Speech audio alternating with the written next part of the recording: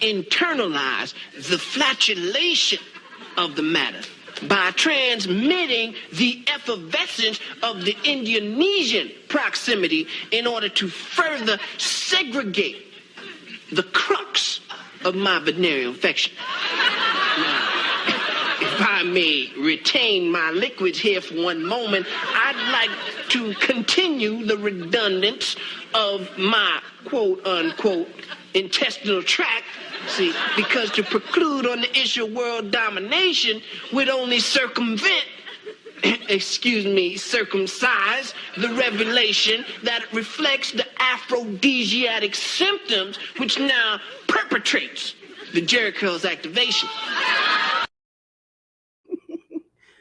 Hello, everyone. It is B with the B code, our female talk. And I am back at you again with another video. Lola.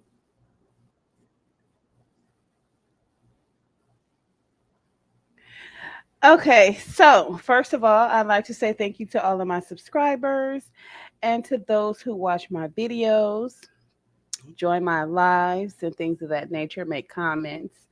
So feel free to join in on the live, make your comments after the video is over, and hit the thumbs up, thumbs down, and also subscribe if you like. So I'm going to just jump right into it. Black men have been having the wrong conversation for years. This is not an opinion, this is facts. But let me tell you guys where this comes from. I was out here in these YouTube streets last night and I was watching a podcast. You guys know I like the Lapeef Network. He usually has, the men's thing, I'll just say the alpha male, group that he has on his show. They frequently come on and discuss various topics and, give their commentary, opinions, and different things. So I just happened to chime in last night because the title was okay. Men are failing at leadership. So that was the meat and potatoes of the podcast that they were doing, the live. So as I was listening, like I came in, I think, I don't know, I want to say like maybe 20, 25 minutes into the live. Didn't even realize it when I went back to look at it again to find out where I wanted to begin to give my commentary. So anyhow, I want to just kind of like briefly review this section that they did. So their first topic of discussion was a woman got bunked by 22 guys in one night. So as the conversation went on, they got into pretty much one of the main reasons why women carry themselves in such a manner, right? It doesn't matter if she's a 304 on the blade with a pimp. It doesn't matter if she's a renegade on the blade by herself. It doesn't matter if she's in the strip club. Just sex work in its entirety. So they pretty much kind of attributed to, things that happened to these women in the past. So we all know that, yes, that is um, one of the main contributing factors that makes a woman um, join the sex work, industry, right? And of course, there's a few other things. So let's talk about the few other things first. A lot of times, young girls, they'll have friends that introduce them into the lifestyle. They could have been a preacher's daughter.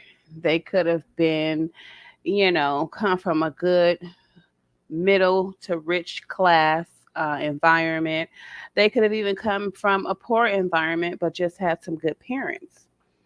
So they were introduced to the lifestyle by a friend. Then, of course, you have some women that were good girls, never having done anything like that. And they may have been introduced into the lifestyle by a man, right? I've seen massive amounts of stories from the 80s, that depict, this type of situation. Also, there are women who just got into the industry, hey, because it was like, either they had to feed themselves or they had to feed some kids.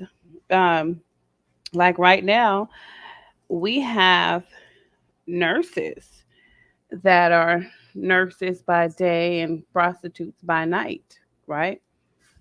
Um, I read an article about that about a month ago. And so I was actually gonna present it in one of the lives I did, but it didn't make it into the discussion. But anyhow, so when we go back to, and oh, let me just give an example. Lawrence Fishburne's daughter, when she did her, uh, I guess we'll say video debut, you would never have imagined that successful and famous Lawrence Fishburne's daughter would have gotten into something like that. But the fact remains is that, and I always say this, that a person's mind isn't fully developed until they reach the age of 26. So before that time, they can be influenced to do a massive amount of things, right? I wonder how I never really asked the question of how old these two ladies were, but the Charles Manson girls, how he had them going around, killing people. I wonder how old those girls was because he had control over their minds and was able to get them to do the things that he wanted him to do. So, what we first must understand is that the mind is a very, very sensitive and fragile thing until it's, or organ, I should say, until it's completely developed and it's been solidified. Um, and then, even after that, you know, women and men can still be influenced after that age, but it takes a little bit more grooming in order to do so. And, some men are just out here and they're just, they just got that type of game where it don't matter what age the woman is or her past circumstances or her current circumstances. She could be a lawyer, a judge, a doctor, a nurse, a corporate person, and still, find herself like, oh my God, what am I doing? Now, I will say that one of the contributing factors into getting a fully grown adult to do things they thought they would never do would be with the use of drugs. So, drugs is a very powerful tool used to influence and control a person. So, like I said, it really doesn't matter the age, because there are always different tools that will have a person doing things that they never thought they would do. Another tool is pornography, right? You groom a person long enough with pornography, and all different types of fantasies and things start running through their head about how they want to be with two men, they want to be with two women, they want to be with five guys, they want all types of things. And then it just takes that other tool to get them to actually go through with it. So anyway, with that being said, so the main tool that is used to, how can I say, assist a woman to dive into that lifestyle, of course, is the sexual assault molestation part of the deal. That's pretty much the strongest, right? Um, and it usually happens to women at a very young age. Now, in my opinion, and this part is just my opinion. Like once a woman is full grown, say for example she's been sexually assaulted, I mean you have a 50-50 chance of her getting into the lifestyle because maybe that was the reason it happened to her because somebody wanted to put her in the lifestyle. Um, and then the other 50% of that is that she just goes into a full-blown depression and doesn't want to deal with life anymore, which means that that's it didn't work for her. It went in the other direction. So anyway, um Shannon, let me just pull the video up so we can see who I'm talking about. Let me pull this up really quick.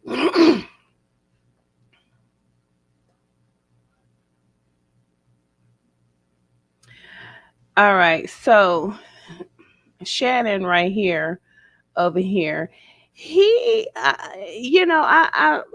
the many times that I've watched this podcast, a lot of things that he has said has really stood out to me, and I just never really had a chance to just like really focus in on him and what he was saying because I think at that time Anton Daniels was on here and he had my attention, right? So I wouldn't say I have tunnel vision or one track mind. It's just that Anton's personality was just so strong and the way he carried himself was just so strong, I would say, that he pretty much got the majority of my attention from this show. And then Lapeef, he's just, he's the host, he's mellow, he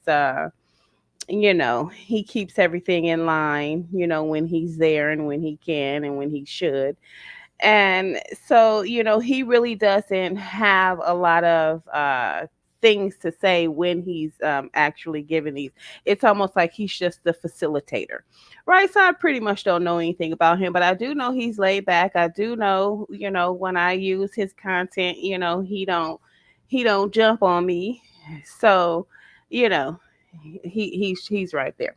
But anyway, Shannon just really stood out to me in this one because of some of the things that he was saying. And then there was also a comment that he made, which I'll get into later, because then I wanted to just give my commentary, address him on a personal note for a comment that he made. But anyway, let's listen. So they was talking about the woman who got bonked by 22 guys in one night.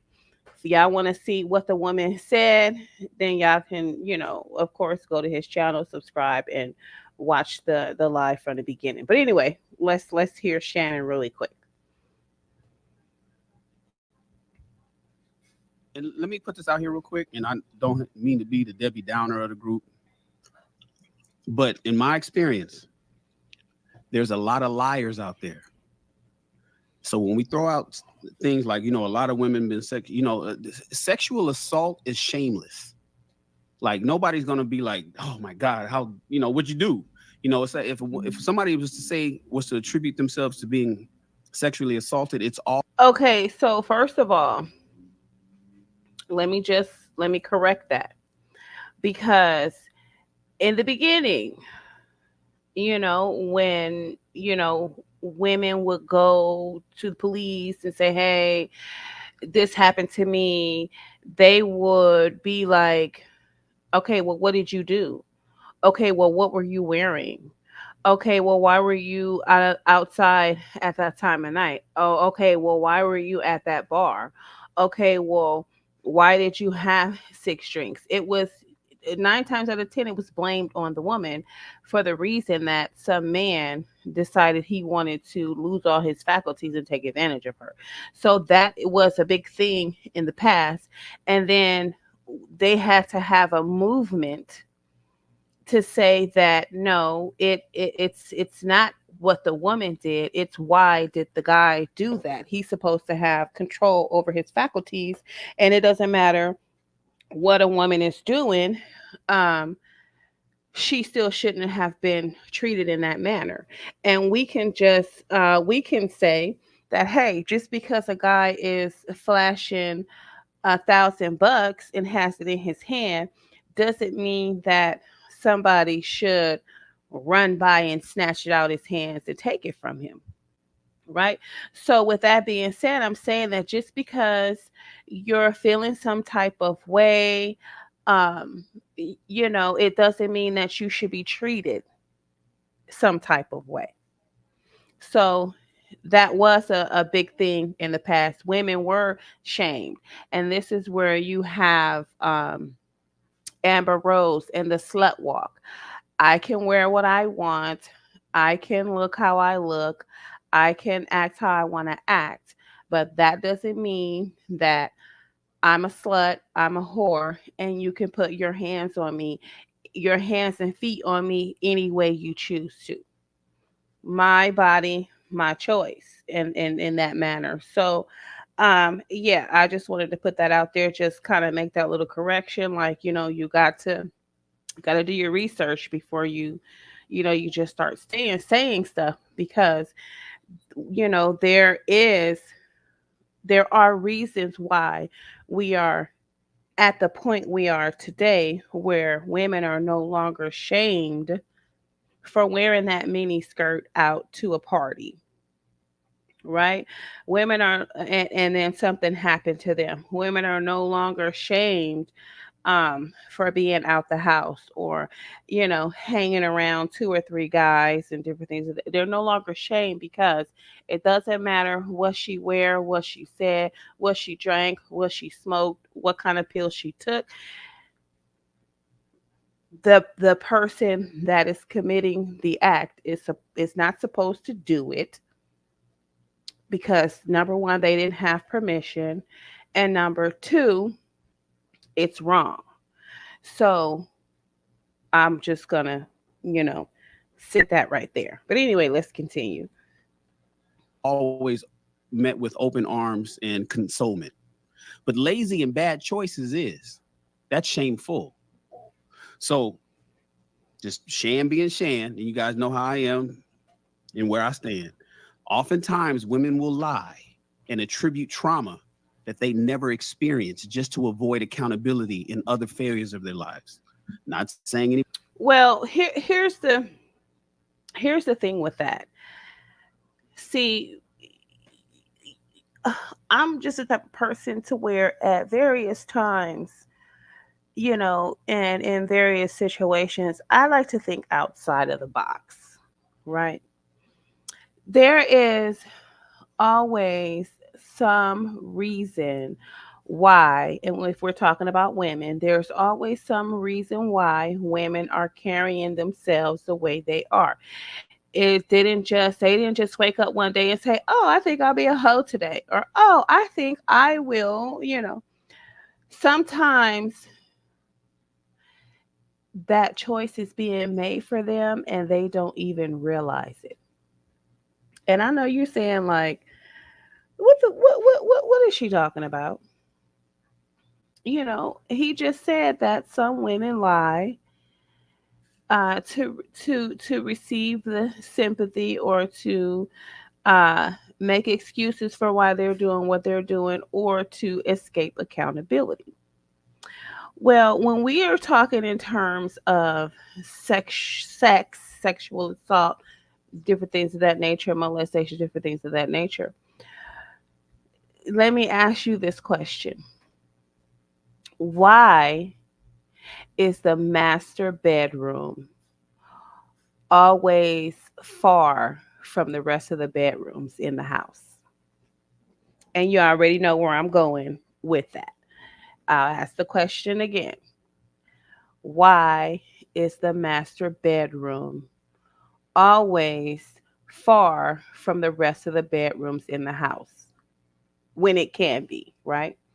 And then why does the master bedroom typically 9 times out of 10 have a bathroom with it. If you smart, you know where I'm going. The reason being is because when two adults are in the bedroom, they need privacy. Different things is happening, different are being made. You know, they're 9 times out of 10 in their birthday suits, and they need to get up and go to the bathroom. Different things. So therefore, the master bedroom provides complete privacy away from the children. So we think that women and men have to directly be sexually assaulted in order to exhibit, distasteful behavior or, get into that lifestyle. No, sexual assault can indirectly happen to children, and that is via the way the parents are carrying themselves.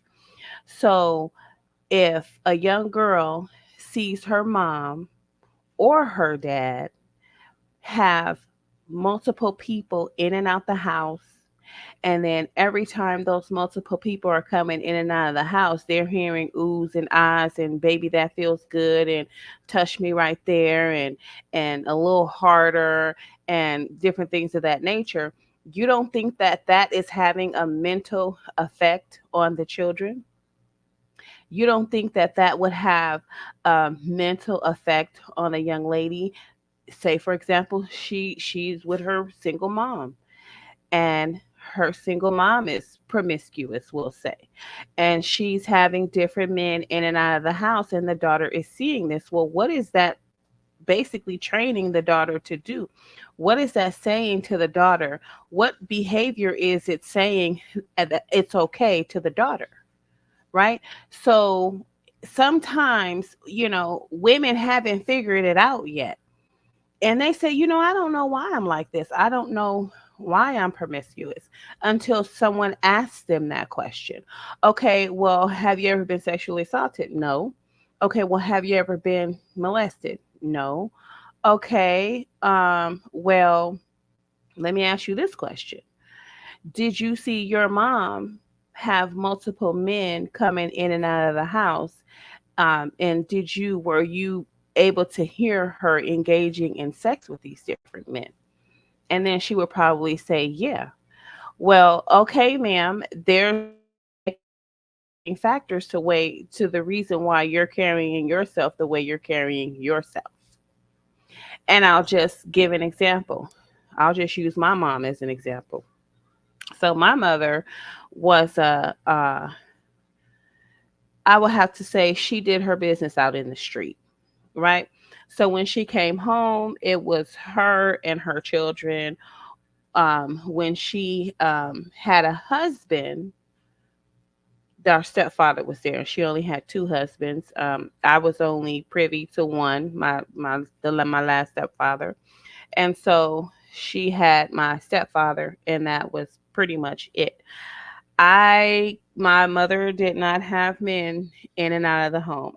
And honest to God, I can honestly say that the only, when I really, really recall, the only man I've seen in the home with my mother is my stepfather.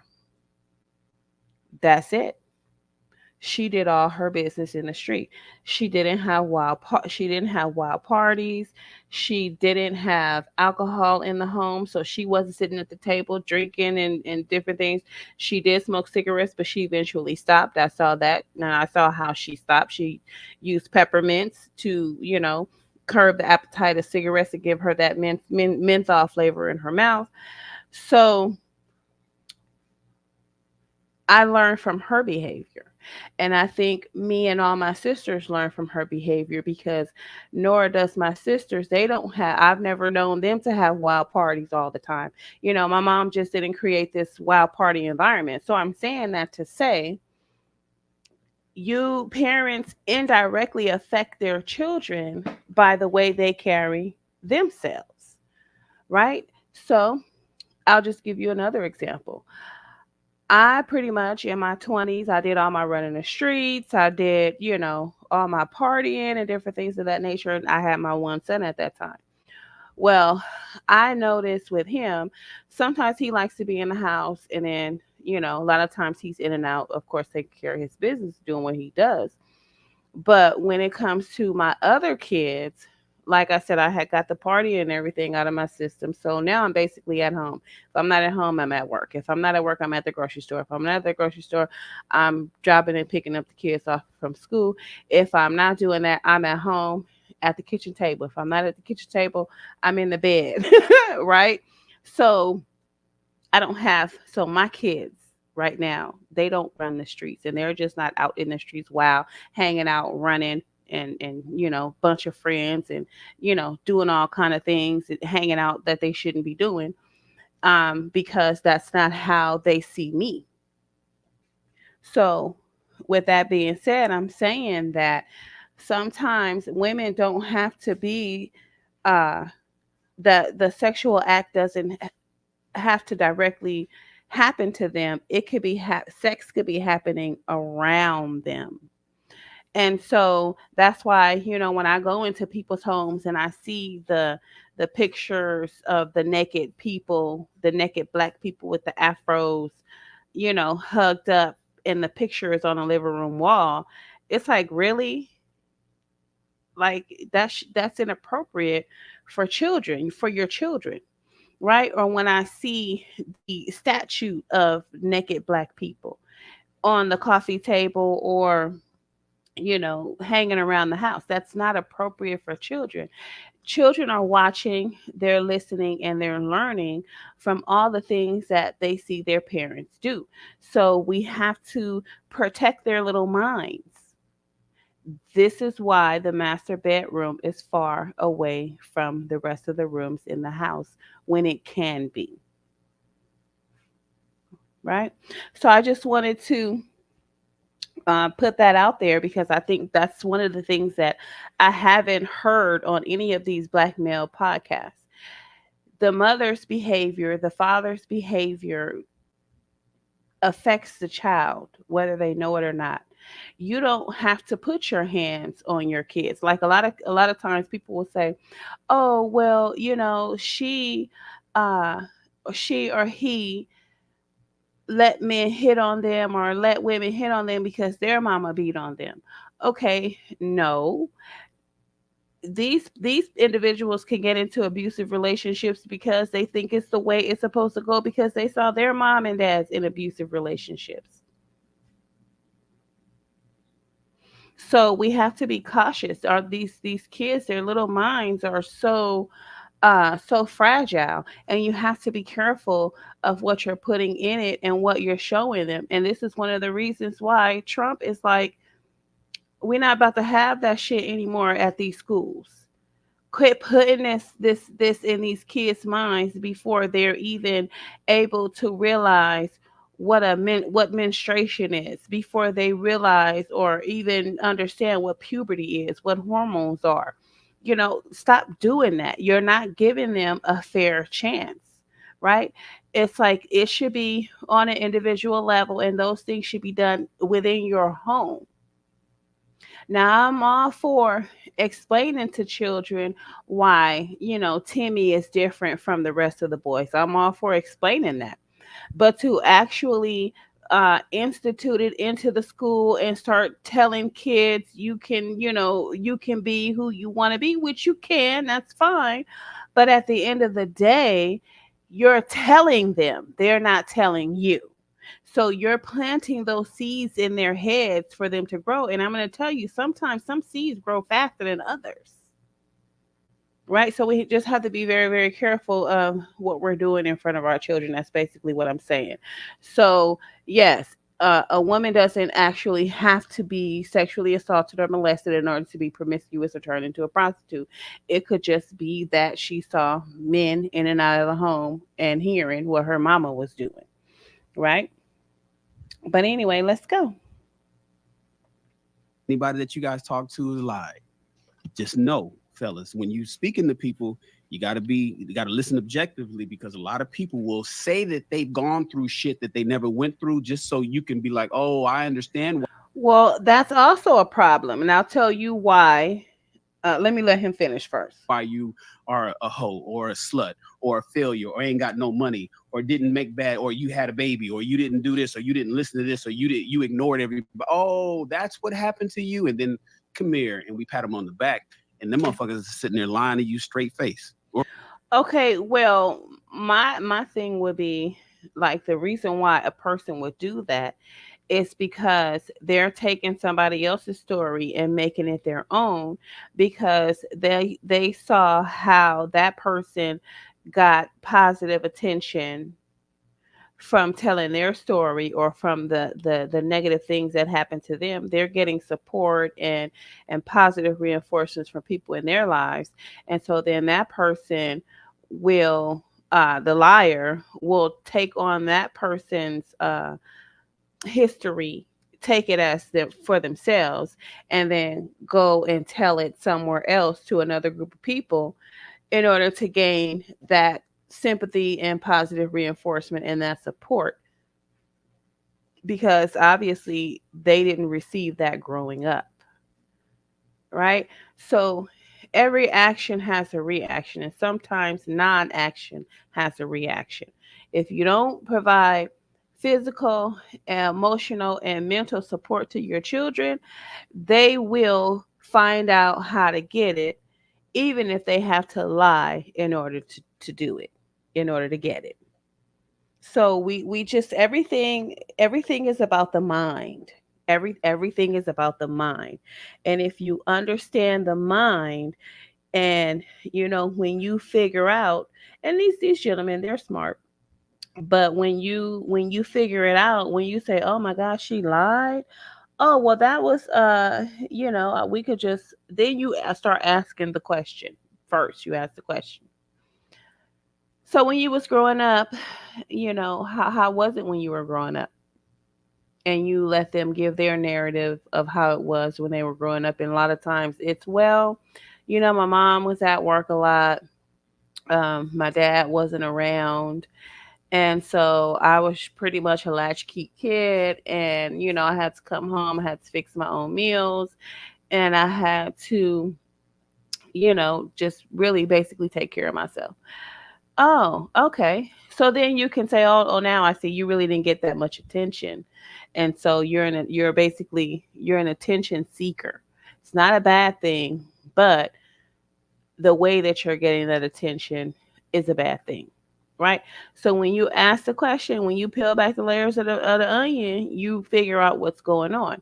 Now, just because a person lies, it doesn't make them a bad person. It just says that they haven't learned how to get the attention they desire in a truthful way.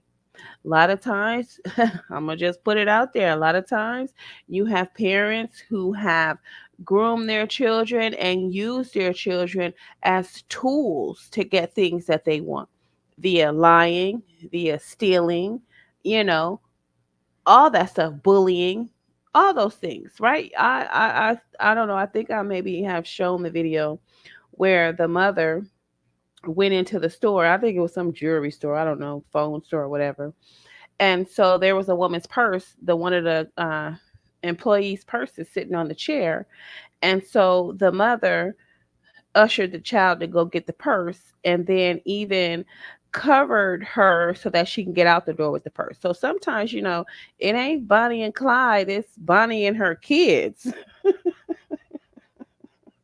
So a lot of times these kids, they've just been groomed to lie. To mom showed them how to lie to get some of the things that they want.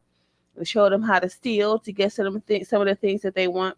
But you'll never know the reason why unless you ask the question. And when you're asking the question from a person that's a liar, you're pretty much gonna have to ask the right questions in order to come to that conclusion. But anyway, let's go. Or lying to you with full crocodile tears. So Shannon, just want to put that out there, that a lot of women lie. Go ahead. So Shannon, real quick, let me ask you something. You never take what somebody tell you. Okay, so I'm gonna go ahead and find the next thing, like the meat and potatoes of the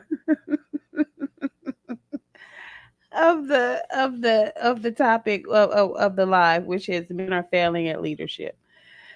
So let me fast forward. What was this? Okay, here we go. Yeah.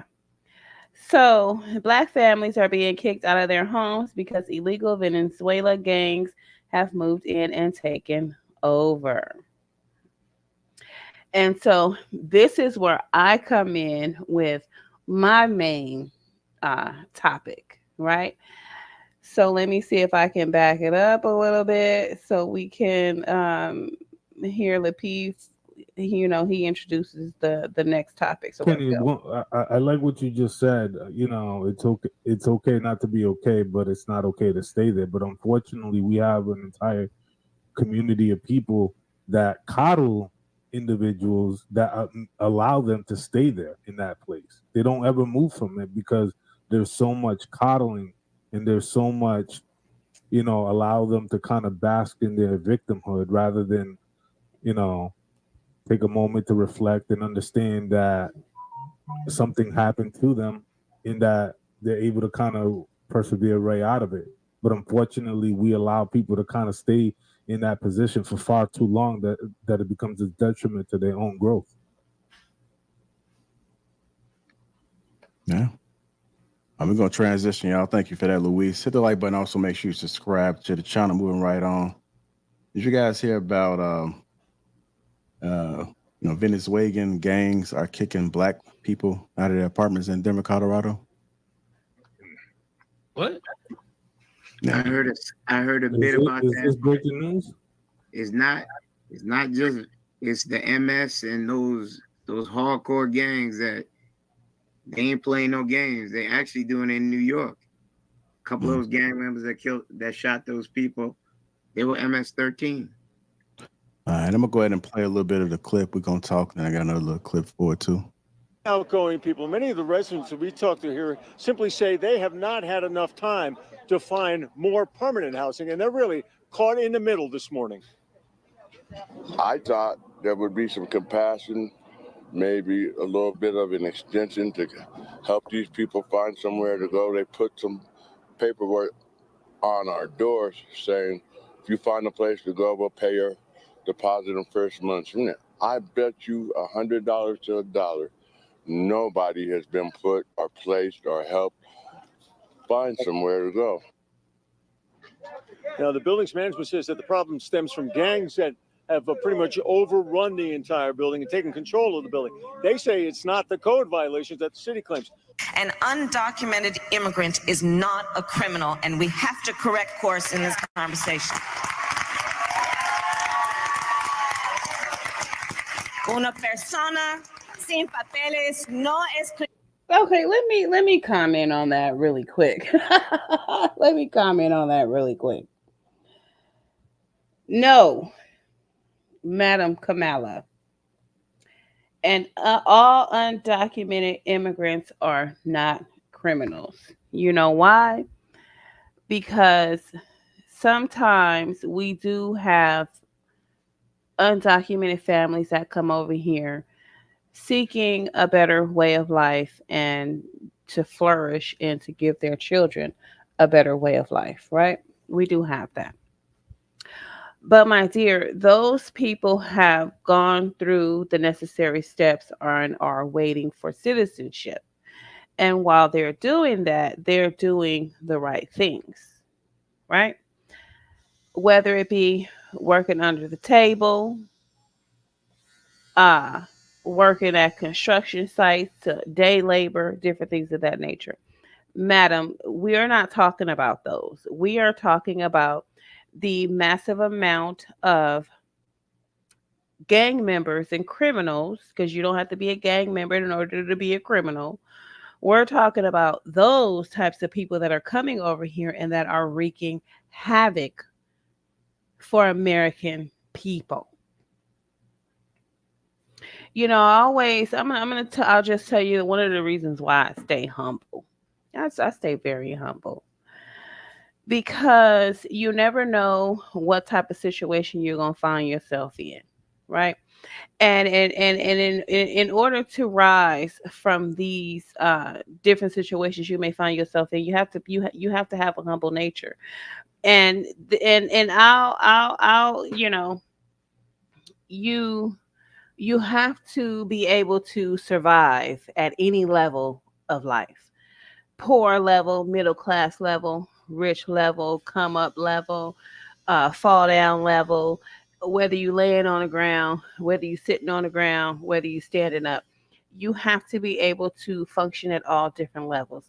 And if you only know how to function on the level of I got everything I need and I don't need them, blah blah blah, blah, blah, blah, and you're not humble, which is not a humble person. When you are humbled, it's going to be a shocker, and you might not recover from that. So this is sometimes why you have corporate men who fall all the way down to the bottom, and they just fall off and become homeless and different things of that nature because they weren't humble. They didn't know how to humble themselves, and sometimes even though even though they came from humble beginnings, the fact of being humble is to say that, hey, I may have it now, but at any given moment in time, I may lose it. So let me stay on a level to where, yes, I can reward myself for my accomplishments, but at the same time, just because I can afford to go to Niagara Falls and fill up my water bottles with the best spring water of the world doesn't mean that that's what I'm going to go and do. It means I'm gonna stay uh drinking my, you know, chestnut. I'm looking at the water I got right here. I'm looking at my Chestnut Hill purified water that I got from Smith's, or my Great Value purified drinking water that I got from Walmart, right? Just because I can afford Fiji water, I'm not about to go and spend $16,000 on Fiji water just because I can afford it. So that's what being humble and staying humble means. It means that just because you have it doesn't mean you're going to go out and and try to get the most expensive, right? So the fact of the matter is that, ma'am, we're not talking about undocumented immigrants that come here and that they actually mean well and mean no one else harm. We aren't talking about them. But anyway, let's continue. Criminal.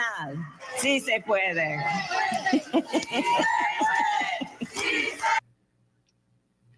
Sí, pero si no lo ha averiguado, ellos sí son criminales. En inglés, por favor. I said yes, Mentirosa. but the problem is that they're not vetted or properly screened. They're not properly screened or vetted, so therefore, one has to move and operate under the assumption that there is a level of criminality. You know what I'm saying? Luis, you think they can screen all those people that's getting busted into these cities? But see, that's the problem. It's not. You can't do that once they get to the city. You have to do it prior to that. Okay. You know what I'm saying? It's a funnel. It's a funnel, and you can't expect it. See, let me just put this out here. So when we say undocumented, so you gotta be careful, because see, Kamala, she's slick. She's real slick in her words. She real slick in her words. Undocumented, it doesn't mean that all undocumented immigrants are criminals. Okay, ma'am. First of all, listen to what you're saying. You're saying undocumented. So documented means that we have your first and last name, your social security number. I don't know what they do in other countries about a social security number. I don't know.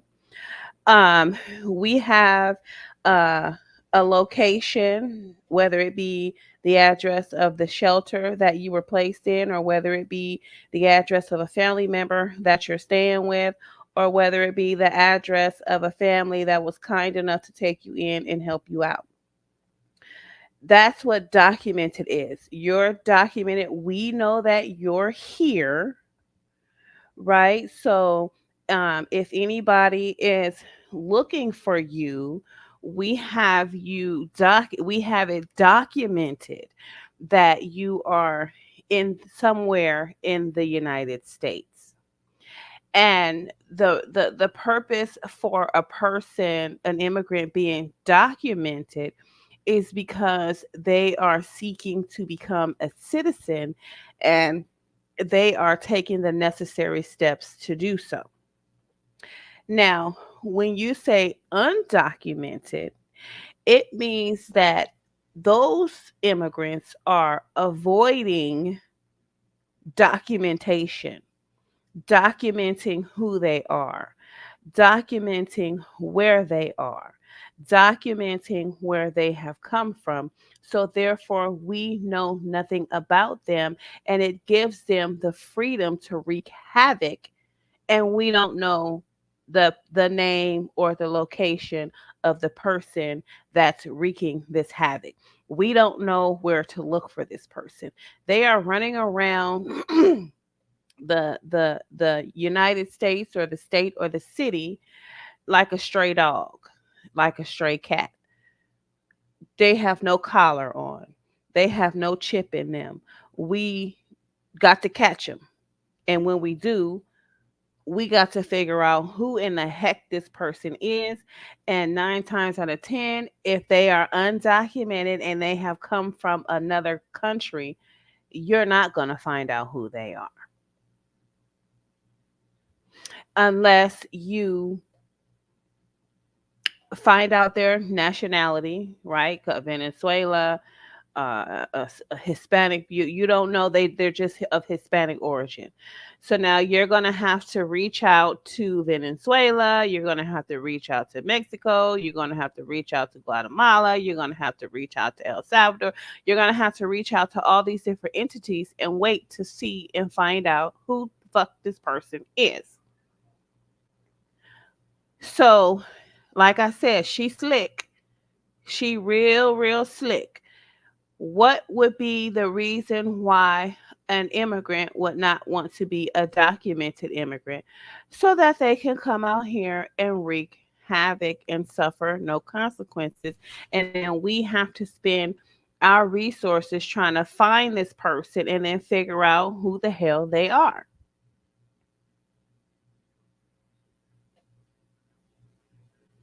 So, come on, Kamala. I haven't done a whole lot of Kamala videos, but I can.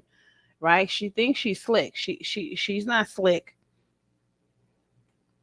Once it's wide open right into the cities, you know what I'm saying? Because at that point, you can't control how many people have come through, who has been screened properly. Louis, you're correct. But where they come from, do we have the manpower to no, are we allocating the tax dollars to make that happen? No. But the whole infrastructure isn't set up like that. Like these cities are being overhauled because there was never any sort of procedure or process in place to handle such a large influx of people all at once and multiple metropolitan cities across the U.S. There has been case studies that has been done, for example, in like upstate New York in Ithaca, where they've taken an abandoned town and they have moved migrants there, right? But they've already had gone through the proper survey and stuff like that. This is a la carte. This is all coming at once. Look at Shannon over there smacking on his gum. I just had a family meeting myself about, and right before we hopped on, about an hour before that, discussing some of the same stuff. Look, these people need to have a plan in place because we are becoming overran in these cities, my city in particular, Chicago, with What illegal people? When you immigrants. say these people need to have a plan. What people you talking about? Our people, black folks, Okay. the ones that are getting put as a out of their collective. homes, right? Okay. Yeah. You know, we need to have something in place. So this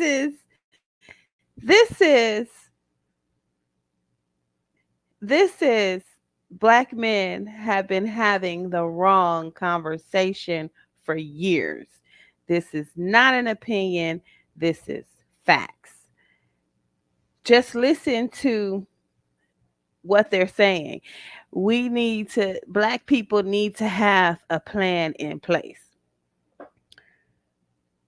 Sir, what the fuck have y'all been talking about all these years? Now, let me go ahead. Let me go ahead and do this. let me do this. I'm gonna just add to this little screen I have open already. I'm gonna stop sharing this tab and let me go and share something else. Right, I'm gonna come back to that. But first of all, I want to put this question out there, right? Because we're gonna try to answer this question. What the fuck have let me do this.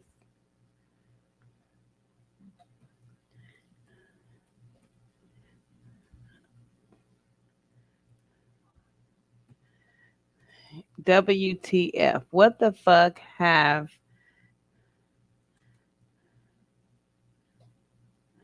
black men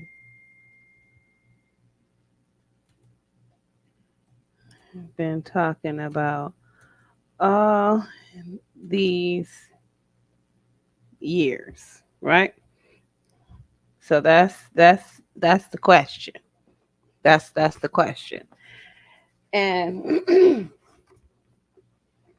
what I'm gonna do is go answer it. So we got that right there. What the fuck have black men been talking about all these years, right? And let me just say this. The reason why I am asking this question is because Houston, we have a problem. Let me do this. I'm going to put this in quotes. Houston, we have a problem. But Houston, we have always had this problem. We've always had this problem. So we go back to our question. What the fuck have black men been talking about all these years? Right? See, one of the things that's ironic to me is that we don't start having serious discussions until serious things happen. Now, I did a live the other day, and I forget what the topic was, but I did a live the other day, and oh no, that's not what I was doing. Lives on the art of war, right? And I don't know why I just got distracted. I didn't even finish it. I don't know what the hell happened. I might pick it up again, but the for some reason, black people And I'm just gonna say black men because y'all so want to be the leaders. Y'all so smart. Y'all so the black woman is trash. She's garbage.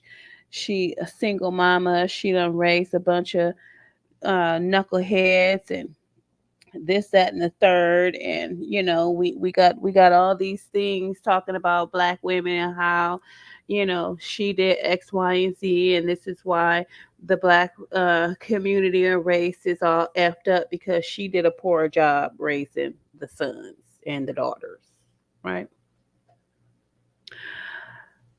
But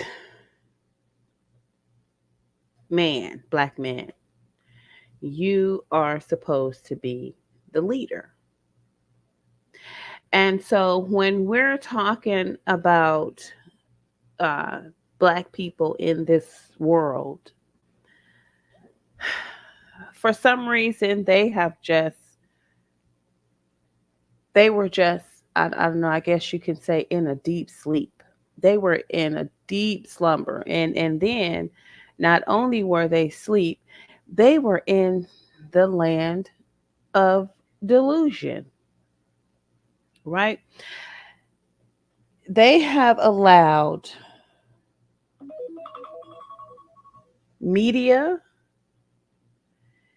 they have allowed all these different devil dens, all these different materialistic wants and gains. They have let fame and fortune just put them in such a deep sleep about how it really is for black people in society.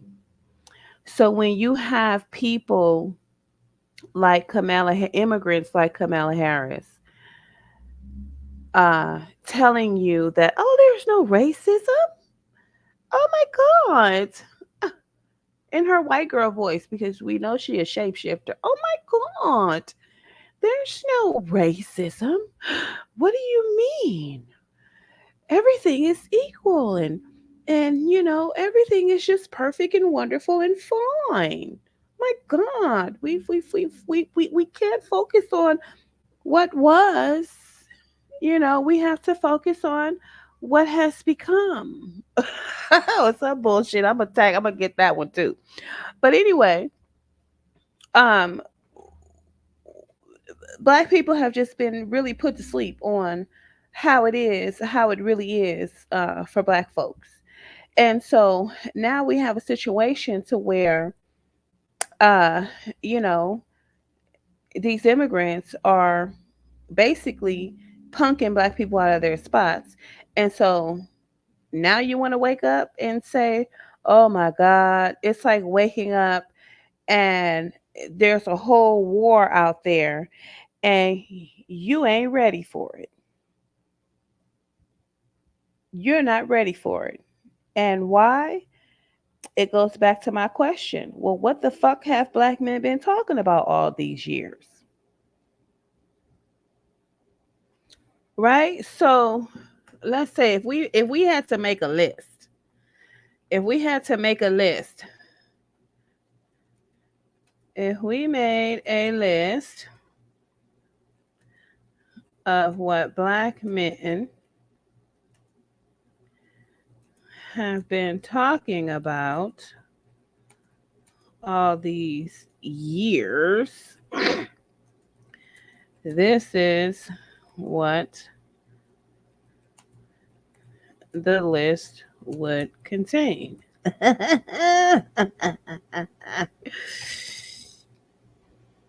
Pussy. We just gonna put it out there. Let's go. Number one. Pussy. Let me do this. Pussy.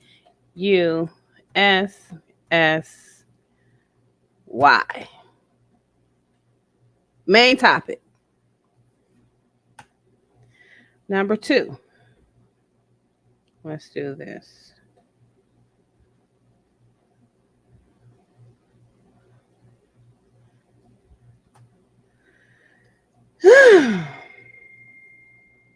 What is that?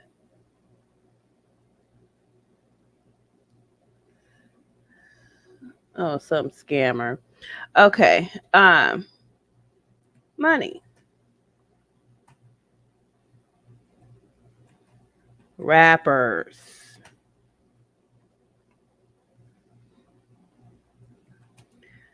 How terrible Black women are. Single mothers. Submissiveness.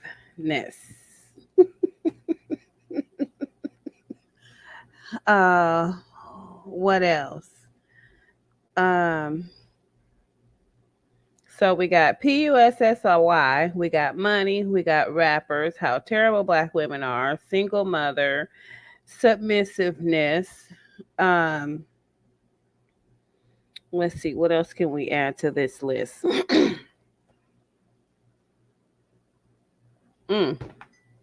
How about this? Just plain old bullshit.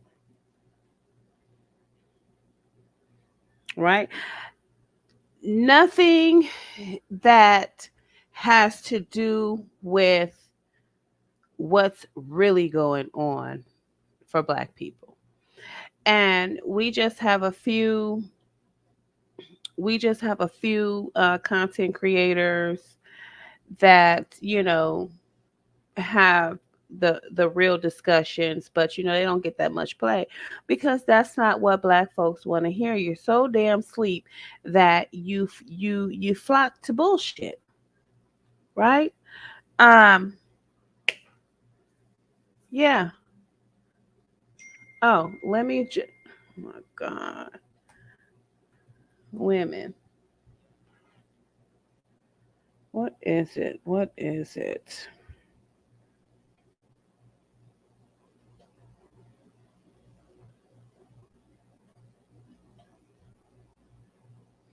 Oh, shoot, really? Oh, wow.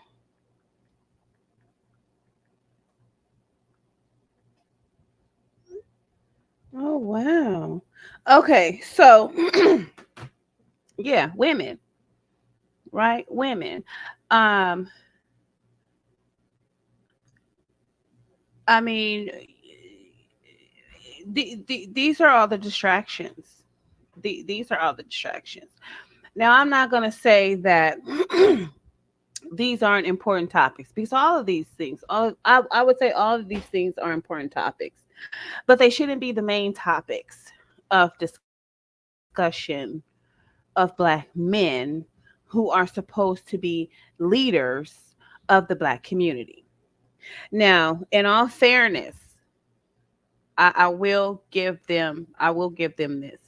The different Black male groups that are actually pounding the pavement trying to make a difference, right?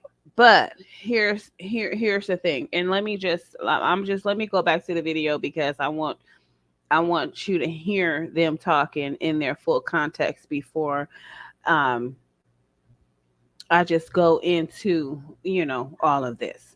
So let me stop sharing this really quick and go back to the video. Men are failing at leadership. No, men have failed at leadership. There is no leadership when you're talking in terms of a Black man. I'm sorry, there just isn't. Plan in place because they are really trying to make us even more of a minority by allowing a bunch of undocumented immigrants in to cover that Black vote, right? So if we give them the ability to vote after they've already come in, now I don't know if anybody, Democrats, Republicans, I don't really care, but now Democrats are trying to boost their bottom line, right? They're trying to put these people in position to where when they do have the ability to vote, they are going to be, you know, that vote that they're missing with us.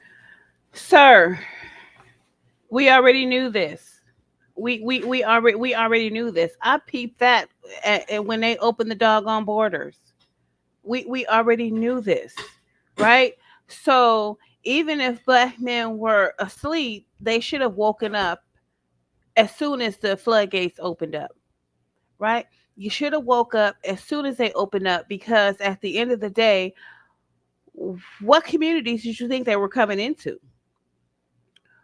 What communities do you think they were coming into? Right? And um right.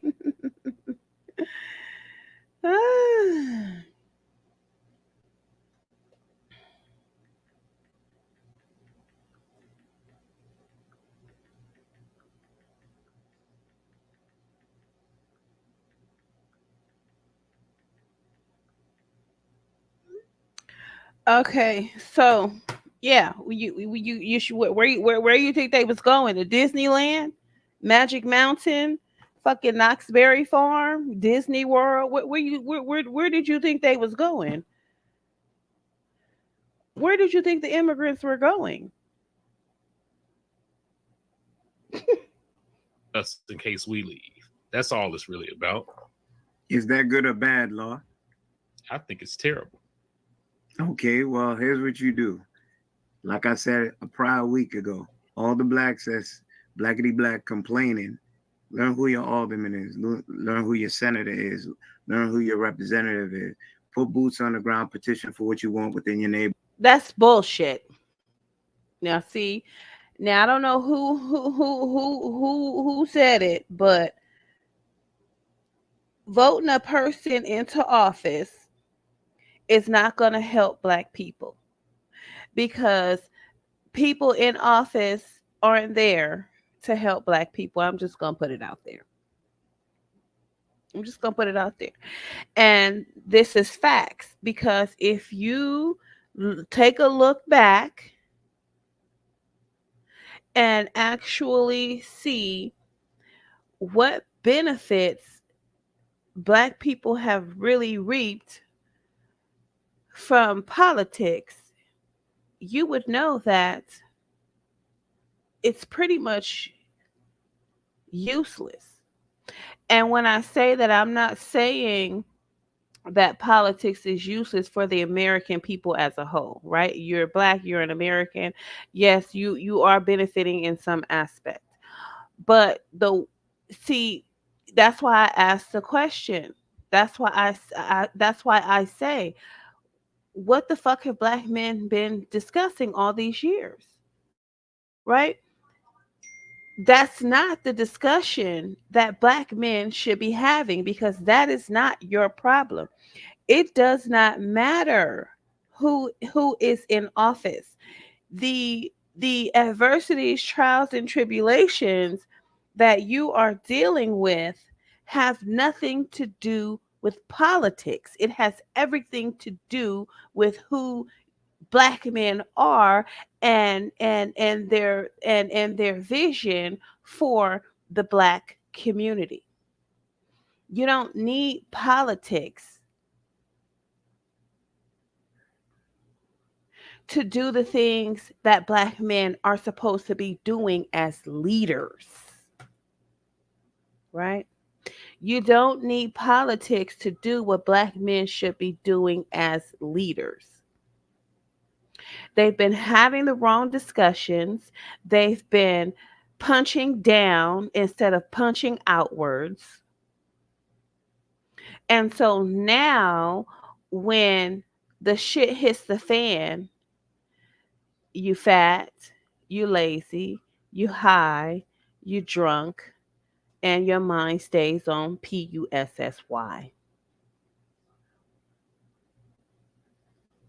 It's a prime example of being caught with your pants down. So you know, um, it's a prime example. So what the fuck have y'all been talking about? What y'all supposed to be doing? Y'all supposed to already have a plan in place, just in case something like this happen. Where's y'all planning? Where's y'all, this is why I mentioned the art of war, because even though what's going on right now with the service, what goes on year after year after year after year after year with the service, even though we're not at war, what are they doing? They're training. They're learning how to work with guns. They're learning how to shoot guns. They're doing target practice. They're working out. They're exercising. They're learning how to uh, run around with heavy equipment on their person.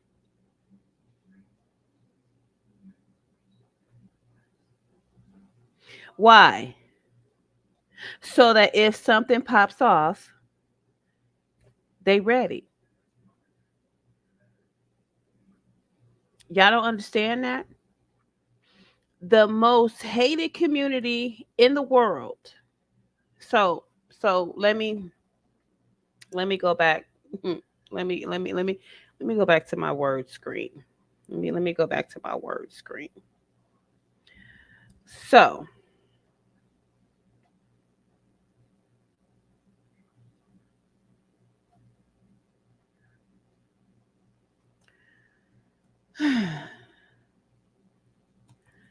you mean to tell me that the most hated,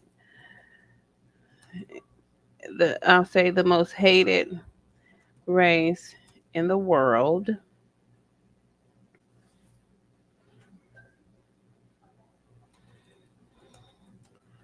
which is the black race.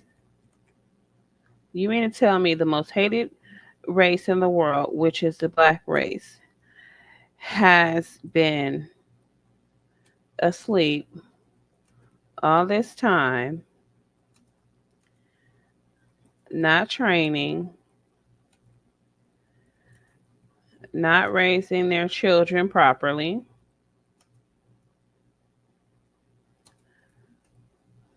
focused on partying and bullshitting, really thinks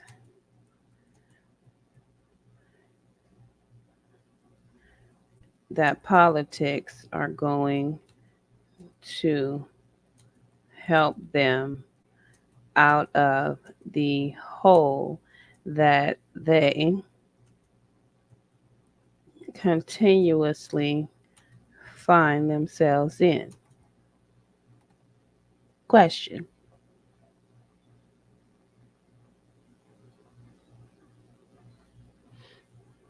Oh, did I spell politics wrong?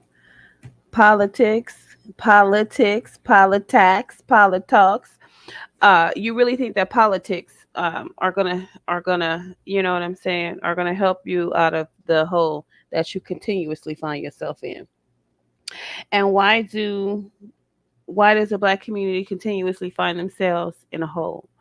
Because the topics of discussions and the way of living, it's just it's delusion. It's delusion. Black women can't afford to be submissive.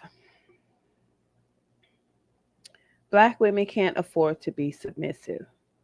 Now, maybe if you're on the continent of Africa, or you live in the continent of Africa, and you got a whole African nation that you know, that is standing behind you, then maybe yeah, you can bullshit and talk about, you know what I'm saying, about a bunch of nothing. But at the end of the day, we are Black Americans in a society to where we're losing. I would just basically say we've lost, right? And so um instead of organizing, planning, training, and raising our children the way we need to be raised, we think we're carrying on as if there's no racism out there, as if um you know, other countries and other continents don't see the opportunities that we have, that we aren't taking advantage of, even if we have to do it on our own. You don't think they see that? You don't think they see that?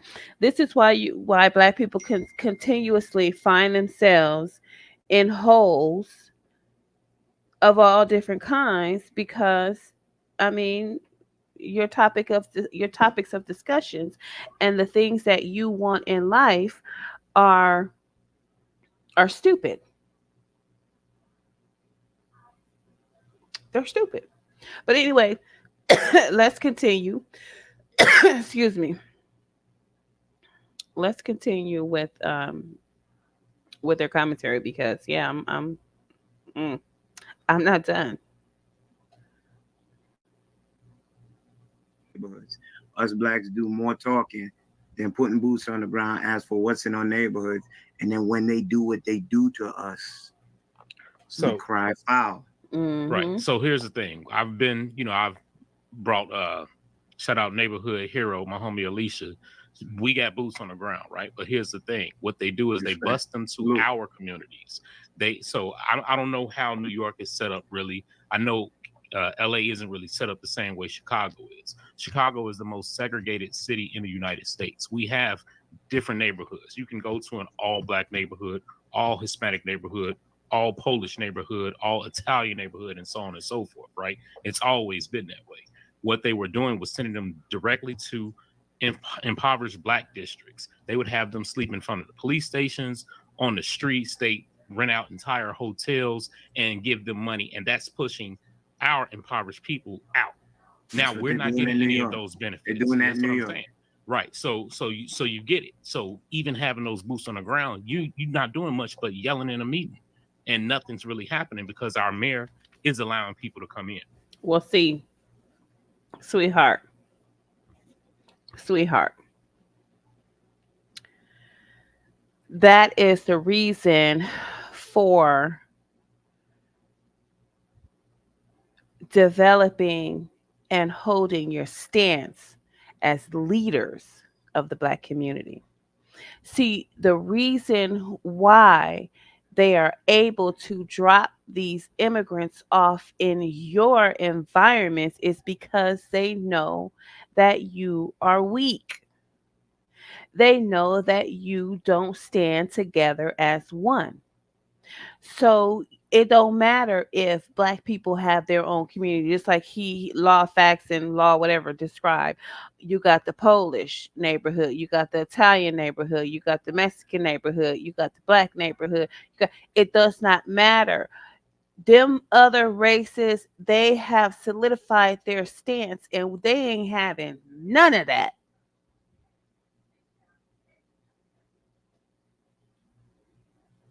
And then to top it off, the reason why they put these immigrants in black communities is because y'all ain't benefiting nobody for nothing. The Polish people, businesses, bringing in racks for the United States of America. The Italian people, businesses, bringing in racks for the United States of America. The Jewish people, bringing in racks for the United States of America. Hispanics, businesses, bringing in racks for the United States of America. So they don't want to disrupt their communities, because them people got to get up and go to work and run businesses, and they are educating and raising their children appropriately to be uh, functioning citizens in society to carry on their people's legacies. What are black people doing? Y'all ain't doing a goddamn thing. That's why they putting them in your community. This was shit. Here's the community. These niggas ain't doing nothing. These niggas ain't doing nothing but smoking, drinking, fucking, and having a bunch of kids that's running wild in the street, killing each other. Go ahead and take over that spot. We need to dismantle this bullshit anyway, because it ain't been. It's not benefiting the United States of America. Now, one might say, "Oh, well, what about the athletes that's bringing in racks for the United States? What about the rappers that's bringing in racks for the United States? What about the actors that's bringing in racks from the United States?" Okay, those are all entrepreneurs. Those are entrepreneurs, and they work on the road. So they're not even considered to be part of your community. They are just working for somebody else to extract resources from your community. So when black people get up and go to work, they're not getting up to go to work to their own businesses. They getting up to go to work for the Hispanics, for the Polish, for the Jewish, for the white man, for the Italian man, if they give you a motherfucking job.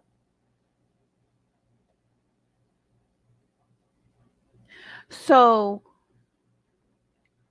they're bringing these immigrants in here for their purposes, which we already know is for voting and to try to keep control of the White House. They're bringing them in here, but they need somewhere for them to go. But they aren't willing to disrupt the cash flow that these other races of people are bringing in. Y'all ain't bringing in no cash flow. The cash flow is being trickled down to you.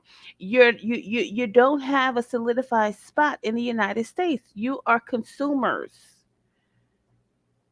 So when you sit here and talking about providing provision, protection, you're delusional. You're delusional. The only way that you are benefiting the United States is by consuming. You might as well just say you taking dick instead of dishing it out.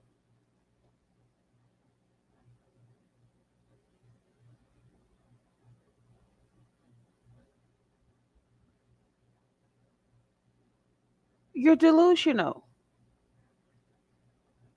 Your topics of discussion are bullshit. Your mentality is garbage. Your leadership is void. Your women are whores and prostitutes and sluts and different things of that nature. Yeah, we just gonna put it out there because it is what it is. Right? And then you even say that about them. Right?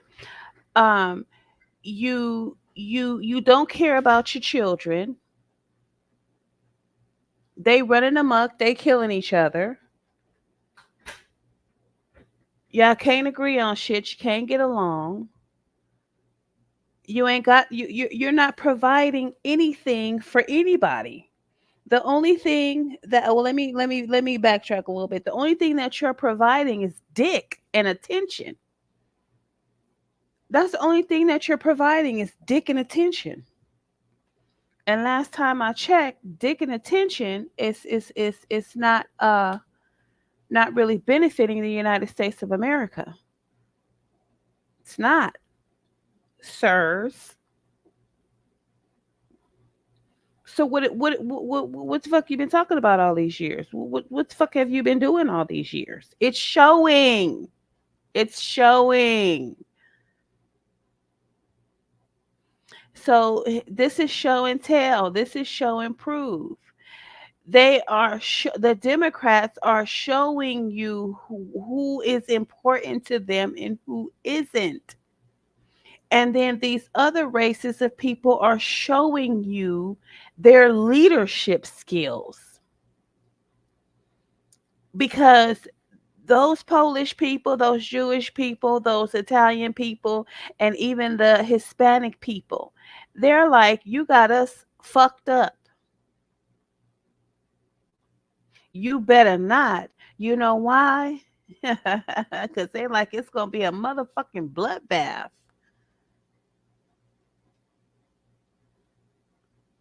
Right? Let me look something up really quick. Let me look something up real quick.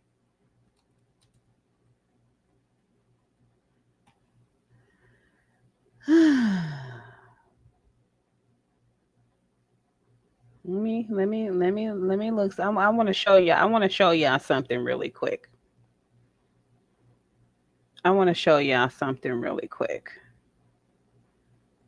I want to show y'all something really, real quick. Right? I'm gonna share this tab. Let me see. Let me find a good image that I want to show y'all. a good one.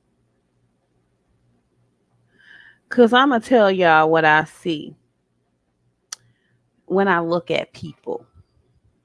I'm gonna tell y'all what this is what I see when I look at. See, I don't see Gucci and Prada and pencil skirts and shit like Kevin Samuels want motherfuckers to wear. I don't see none of that. I don't see high heels and Gucci boots and Louis Vuitton purses. I don't see none of that. I'm gonna show y'all exactly what I see. So let me find me a good image, a good one that's gonna show you what you should be seeing as well. Right? Hold on, it's coming. Let me I think I just might have to use that one. But I'm gonna just use this one. I'm gonna use this one right here. Let me share this tab. You see this? You see this tab right here? This is what I see when I look at people. I see people in their natural state. Right? Let me try to find another one while I'm on here. I see this is how I see people. I see them in their natural state. I don't see all this luxury and all this other things. This is what I see. Right? This is what I see. Okay? I don't see the beauty. I don't see the long flowing hair. I don't see, all this elegance and different things. This is what I see. Because I'm gonna tell you something. This what these you fuck with these motherfuckers and this what they turn into. They go back to their natural state. Right? They go back to their natural state of who they really are. Make no mistake. Make no mistake. Now let me go to this one. Let me see. Let me see. Let me do this. Let me see. Images of who was that? Who was that? Oh my God. What is that movie? What is that movie? What is that movie? Mm, mm, mm. It's on the tip of my tongue. It's on the tip of my tongue. Let's just do this. Let's just do the images of the woman king, right? So when you're thinking in terms of Africans, we're gonna say these are Africans.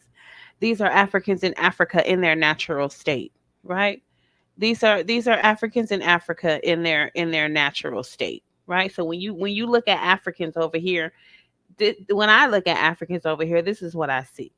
Motherfuckers ready to get down. They ready to get down. They ready to get in the mud. They ready to go back to their natural state. If it means protecting their environment, protecting their family, protecting their resources, they ready to get down. Let's not forget we got an African community. And I'm gonna tell you why we have these different communities. Because Italians, they eat certain food. I don't know about, I never heard of Italian woman frying up some chicken. I don't know. I just ain't seen it. I just ain't never seen it. I don't know about Hispanics frying up chicken. I don't know that macaroni and cheese and them collard greens, different things of that nature. I don't know. When I think of Hispanic woman, I don't see that. That's not the type of food I see. When I think of Jewish people, you know what I'm saying? How they drain their meat, how they eat their specific food, the specific way they eat it. I just don't see them with fried chicken. Right, I just cut macaroni and cheese and collard greens and hog mugs and shit like that. I just don't see it. I see them with they food, they culture of food. When I look at Africans, they fufu and they soup and different things of that nature. I just don't really see them frying chicken either. You understand what I'm saying? So the reason why they are able to keep their little communities is because they do specific cultural things. Cultural things keep their communities intact, keep them doing things a certain way. When it comes to black folks, even Orientals, I just don't. Only time Orientals is frying chicken is they because they frying it for some niggas. They end up in the hood out in the community frying chicken because they know niggas love chicken, so that's how they draw you in and spend your money. But even Orientals, Asians, they eat a specific kind of food. They not. I don't see them frying chicken, eating macaroni and cheese and collard greens and yams and different things in that. They don't eat that shit, right? Black people, we are the only ones who do not have culture. We eat everybody's goddamn food. We eating a Thai barbecue. We eating a Chinese food. We eating a spaghetti. We eating a kosher dill pickles. We doing all this kind of stuff. We all over the goddamn place. We all over the place. Hispanic people, they even got the kind of clothes that they wear. The Jewish people got the kind of clothes they wear. The Asian people got the kind of clothes they wear. The Africans, they got their garments. We the only ones, we just wear some of every motherfucking thing. We have no culture. Who are we? And then Indians, they eat they certain kind of food. I don't think I ever seen a Indian eat some fried chicken, some hog maws, some collard greens, and some yams and some rolls. I ain't seen it. I ain't even never heard of it. Black people are the only ones. So when these different cultures are looking at each other, right, they see each other in their natural state, and they know these niggas, they gonna get down for theirs. They gonna get down for theirs. Africans, they gonna get down for theirs. White folks, they gonna go back to that barbarian shit. They down for theirs. It's the in them, right? But when you look at Americans, slaves in the cotton field.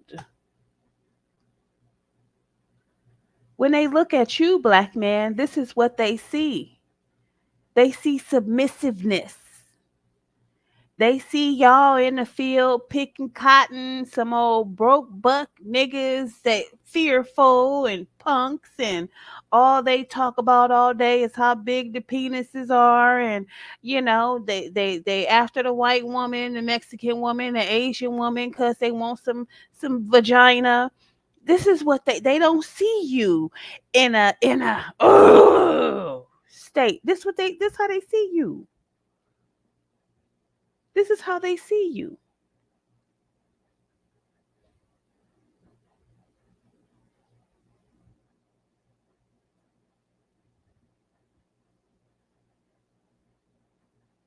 This how they see you. Some old cotton picking niggas with no backbone, hate they women, don't raise their children,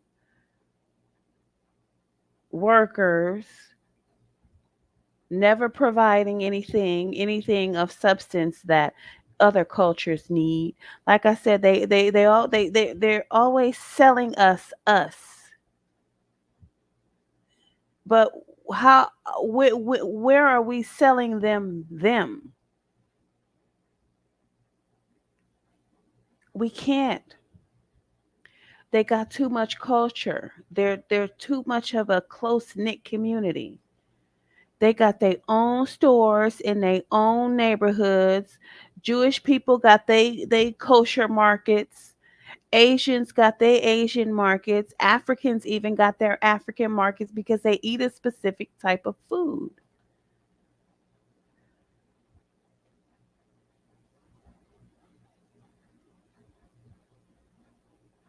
So this is what they see when they look at the American black man. Cotton pickers, weak, buck broke, wearing dresses and makeup and wigs and shit. This is why Africa is fighting so hard against homosexuality because they don't come over here looking at us like we a bunch of bitches. No, no, no, no. No, no, no, no, no, no, sir. No, ma'am. No, no, ma'am. We want you to look at us. When you look at us, we want you to see this. We want you to see this when you look at us. So you gonna think twice because the savage will come out. The white man is like, play with it if you want to. You gon' you gonna get him. Play with it. This who you gonna get at the end of the day. Play with it. See, we got these suits and shit on, and these patent leather shoes, and these ties and things, and we got our hair cut in these nice neat fashions. Okay, summons him if you want to. Go ahead and summons him, cause he'll come out real quick. And then when I look at the white woman, this is who I see, right? Summons him, and he'll be here in 10 seconds flat, right? So this is why they can bring immigrants here and dump them off in the black community because they know y'all ain't running shit. You don't have control over shit. You hate your woman. You don't want to protect her. You don't want to make sure she's taken care of. You don't oversee your children's health and well-being and your rearing. You don't do none of that. All you do is sit on and talk about bullshit and do bullshit, and you all up in everybody else's motherfucking culture, and you ain't got none of your own. So what the fuck have you been talking about all these years?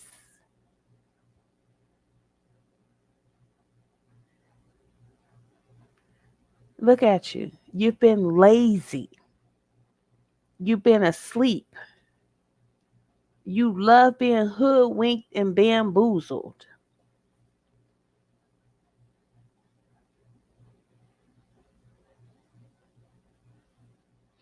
Even Muslims, right?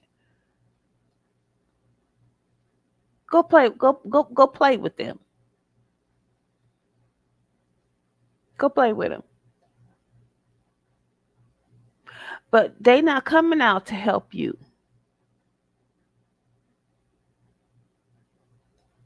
They not coming out to help you because they like these niggas ain't doing nothing but get us killed. We can't join with them. They stupid. They're unorganized. They're full of vile thoughts and vile behaviors, and we don't want to mix with that.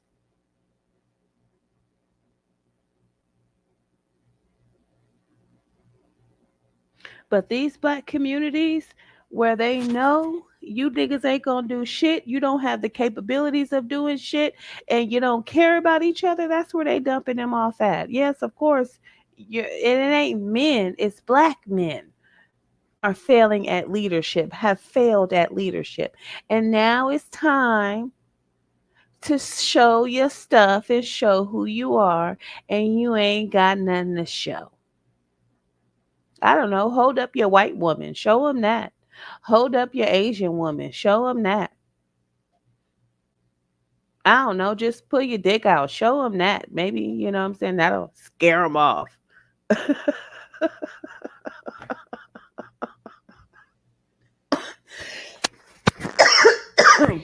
I mean, really. I'm just speaking the truth. And that's the number one thing that these black men don't want to hear is they don't want to hear the truth. Right? Because that's something that our previous mayor allowed people to do because we became a sanctuary city. So that's creating those issues. And now the resources are going to. No, baby boy. See, sanctuary city, my ass. It's a sanctuary city because they know y'all a bunch of bitches. All different cultures are sanctuary cities. But you know who for? For their own people. The Jewish community is a sanctuary city for Jewish people. Asian communities, it's a sanctuary city for who? Asian people. The Mexican community is a sanctuary city. But guess what? For who? Mexican people. The African community is a sanctuary city. But guess who for? Africans.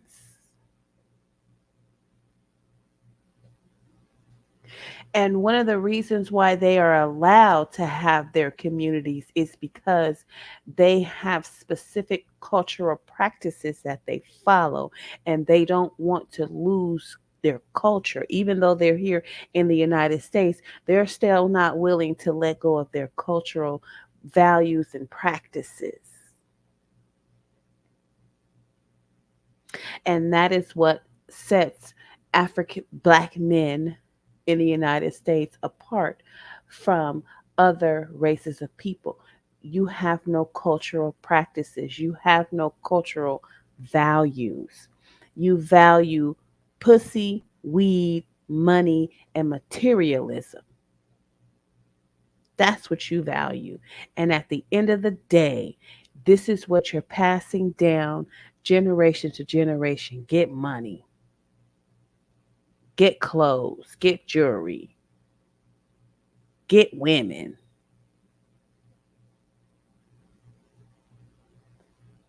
When other cultures are saying, this is the food we eat, follow this diet.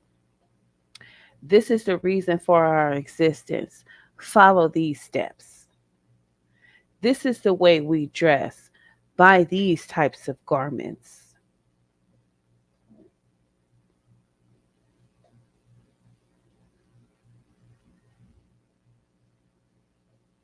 I can't say when's the last time I can't say when ever recall a time where I've seen a Jewish person wearing a jersey.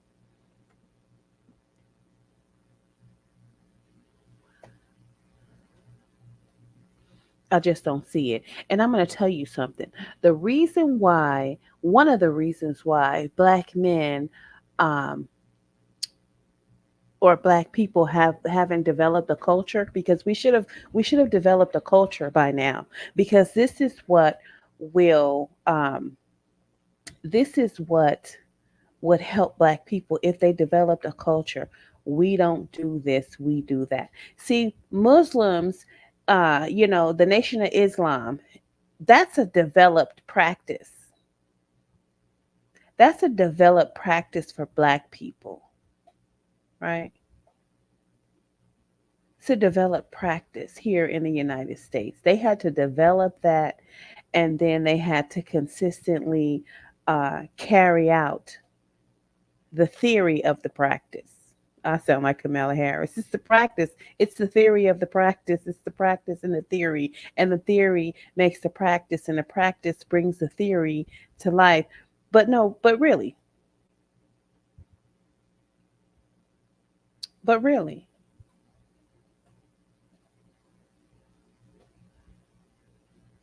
So you know how Jamaicans wear dreads? That's a cultural practice. And so you have Black American men that's wearing dreads. Why? Because they look good, not because it's a cultural practice. We got dreads, we got uh, all different types of things. We're living the culture. We're carrying out the cultural practices of other races, but yet we have no culture.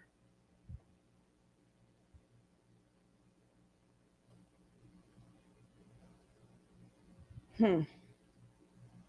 We have no specific diet. We eat everything.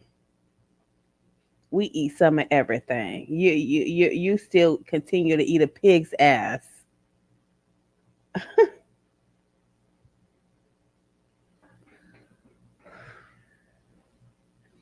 So I mean, they're not going to allow you to keep your communities because you do some of everything and you let some of everything in your community. Why do you think that Jewish people, why do you think there's no black people in the Jewish community? Because they don't like they don't like the things that you do. They don't want you around uh being a bad influence on their people.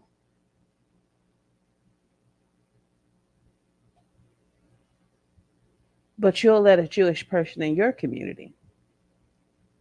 Why you think Asians don't really fuck with us like that? Because they don't want your influence in their community. But you'll accept them into your community.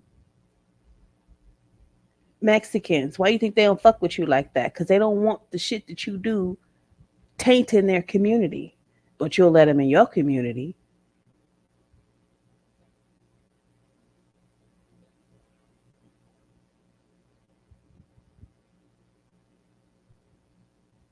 So the fight is on, and you niggas ain't ready. You got all this mouth, and you ain't got no action. You ain't got no plan. You just your people. It's just run out of their communities. You ain't got no smoke. Well, the only smoke you got is cigarette and weed. That's the only smoke you got.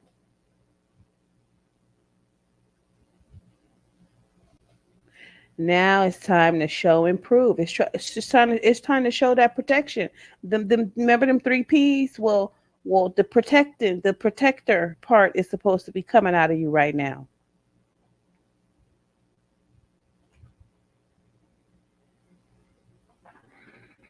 So, black man, where's your sanctuary city? Where's your sanctuary city? You ain't got nowhere to take your people. You ain't got nowhere to take your people. If Polish people had to seek sanctuary somewhere, they go back to Poland. If Filipinos needed a sanctuary city, you know where they would go? They go back to the Philippines. Yeah. Where you going? Where's your sanctuary city? Where's your help? Because it ain't the politics. It's not the politicians. Politicians ain't gonna help you. What have politicians ever done for you? What have black politicians ever done for you? The black politicians don't even like you. They don't even consider themselves a part of your community. They consider themselves a part of the white community. Nobody working for you, black man. You're supposed to work for yourself. And that's the problem. Jewish people came to the United States of America and they work for themselves. Mexicans come to the United States of America and they work for themselves.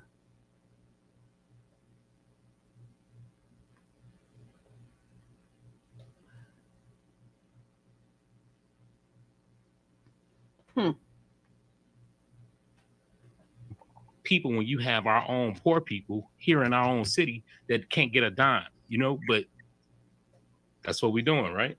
It's terrible. That's my issue. What was the onset of everything I told you? People. So when did it become an issue? Because it's been going on for decades. So why is it an issue now? Just pack your shit up and move the fuck on. You have no recourse. You have no plans.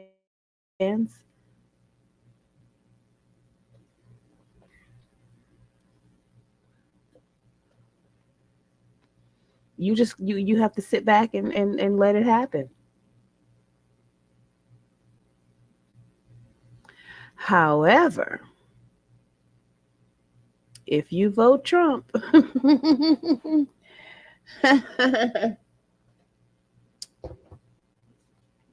you might get a little bit of help.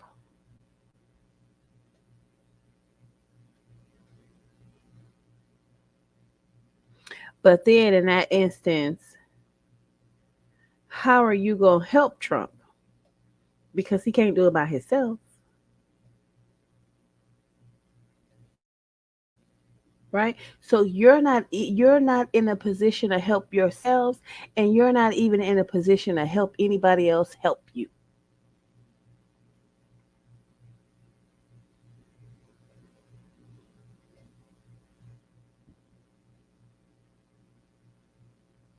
So out of all the benefits that these immigrants came and tapped into, you mean to tell me that all this fucking time, all these benefits have been available and they ain't gave none to you niggas? None. It's been people out in New York homeless for years, going from shelter to shelter, begging for help, begging for resources, begging for a place to stay, begging for food stamps, begging for financial assistance. And they've been turned down in every aspect. But you mean to tell me all these fucking resources have been available? $15,000 in food stamps that they done racked up. That ain't $15,000 in one whop. That's $15,000 because they've been getting a monthly stipend of food stamps, and they've been getting so much to where it's too much to spend. The $5,000 on the receipt, that's racking up. They getting monthly stipends, and it's adding up. So even when and so what's happening is that they're using the food stamps and the cash to maintain themselves while they don't have a stable environment to live in. And so this is what they do, and they running y'all asses out so that they can rent y'all spots. They stacking they chips so that they got their first and last month security deposit or whatever the hell it is. And then once they get their spot, they got money for furniture. And then they get to fill their refrigerators with all the fixings from the grocery store.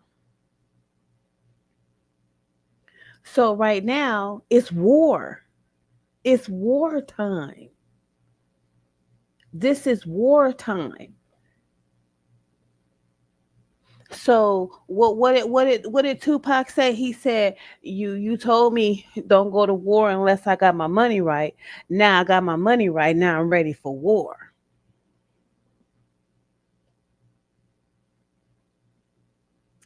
And what are these apartment owners and different things? They they like, hey, may the best man win.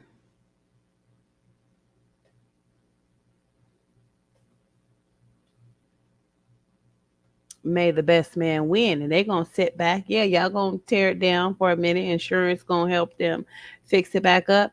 And then what y'all they ain't gonna have no choice but to rent to the immigrants because they done stack their money after they war.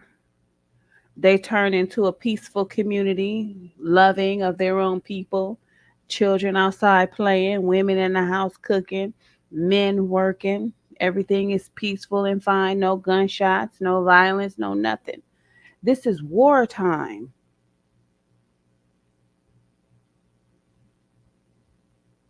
And you niggas ain't got no smoke.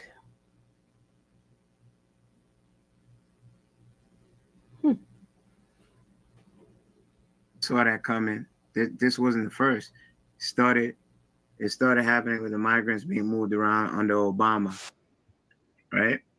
Obama's outset, Trump came into office. It started happening at that point in time. There wasn't the blackly blacks out there doing what they were supposed to be doing, even though it got distorted by the vision of Trump pushing the wrong message. You know, the S-hole countries. So now you're not going to get the country galvanized because now you're disrespecting the diaspora of where Lewis and I come from. So now people are going to be like, oh, this is a touchy. I can't really touch it. I can't really touch it. They do need somewhere. They're putting them in cages. They're displacing kids. That's what they did on media. showing like, oh, your kid's in Colorado, you see a Spanish mom crying, so couldn't really touch it. We should have galvanized it then because media was in control of what we saw. Well, what the fuck y'all been talking about?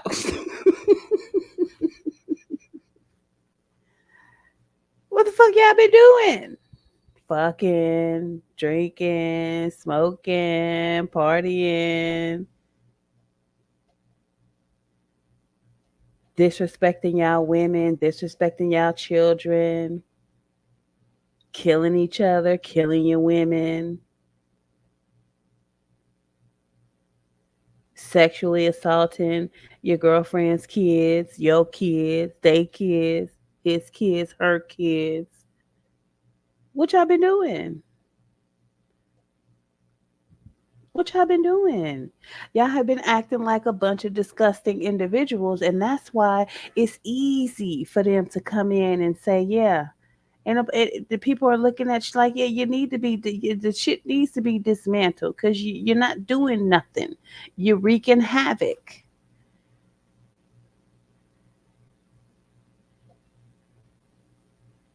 It's war, and you ain't got no smoke. Was less rampant than what they said. So that actually opened the floodgate to where it is now.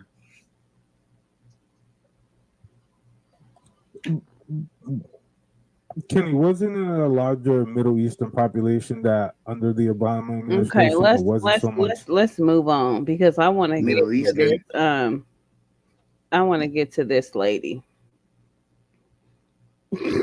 Which one is it?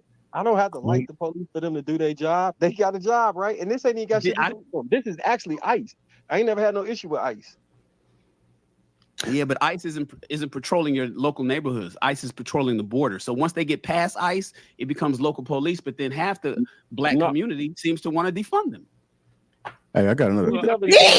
Well, okay, so as a matter of fact, let me say this. So y'all don't see the setup. Y'all don't see the setup. They have already had this shit planned. It's already the plan is done. The plan is being carried out. Defund the police was all part of the plan. Remember those people were looting and robbing those purse stores and those shoe stores? That's all part of the plan. That was to exhaust police funds, exhaust the police. Fuck, we ain't going out there dealing with that shit. We tired. Like, what the fuck is going on? Remember all that? People was looting and wasn't nothing happening to them. People's businesses were being looted. They was robbing. They was busting in everything, taking shit, running off, hopping in cars, and all this kind of stuff. That was all a part of the plan. That was the plan to exhaust the police. And then with the defund the police, if you defund the police, how they going? Where's the money to hire new police officers? So now you got limited police resources. And so then you open the floodgates for the immigrants. There's no police. So like he said, ICE patrols the border. Once they get past ICE, which they were allowed to get past ICE, right? They were bussed past ICE into your communities. Now they done stack their chips and stack their food stamps. Now they ready for war. And what you got? You ain't got no police officers in the community. They're bigger and greater than the police.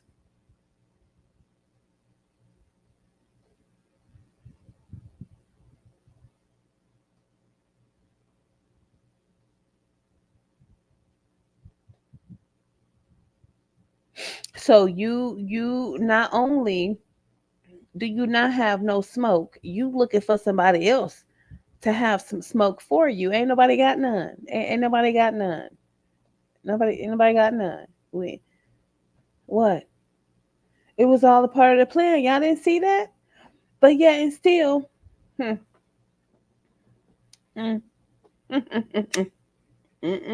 What y'all was doing was y'all was flossing y'all purses and y'all tennis shoes and y'all t-shirts and jeans and hats and shit y'all done stole. Y'all around here looking fly off of y'all, off of the looting and shit like that, selling shit. You know what I'm saying? All this kind of stuff. You thinking you just got it made. And it was all a part of the plan.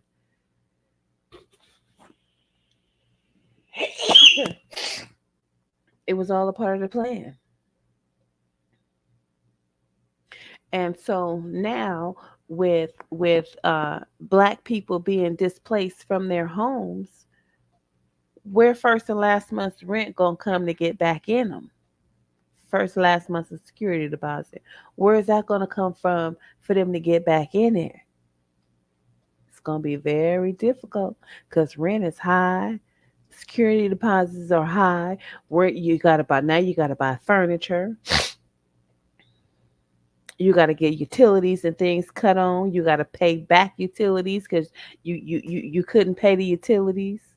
It's do you not see the difficulties? Even if you get through this, do you not see the difficulties that's gonna happen trying to put your shit back together after you done allowed some people to come in and dismantle your shit? Have you even thought about that?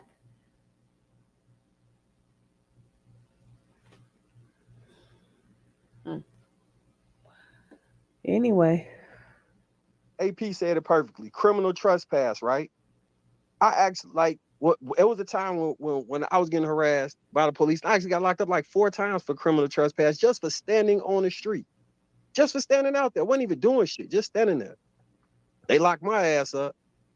So Marcus, I think maybe I don't know. Quick question. Why are you standing on the street when you got kids to raise? You should be in a house fixing something, tightening some screws and some doorknobs, changing some light bulbs. I don't know, taking out some trash, moving a refrigerator and stove and couch and shit so your woman can clean behind it. What the fuck are you doing standing out in the street so many times to be trespassed? You shouldn't be standing nowhere. You should have a destination to get to and get from, and then your final destination should be home. Shouldn't be hanging out in the streets. That's the problem. You niggas is hanging out in the streets. You're doing nothing. You're idle. You're looking for something to get into. You're looking for some ass to tap, and you got kids and a woman at home where you should be raising your children and functioning inside of the home. What the fuck is you standing on the street for? To be criminally trespassed. Move the fuck on. perhaps the direction that we ought to be going is more reform policing and maybe more community. You're having a wrong discussion. Reform yourselves.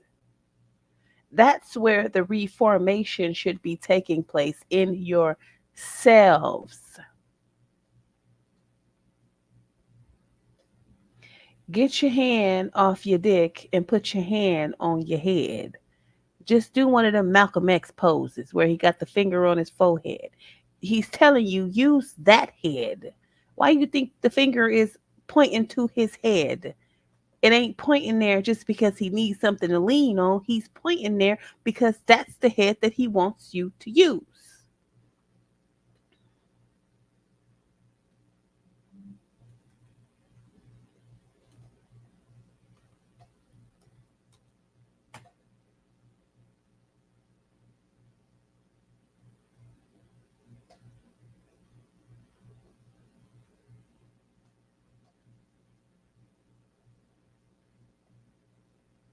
Use your head.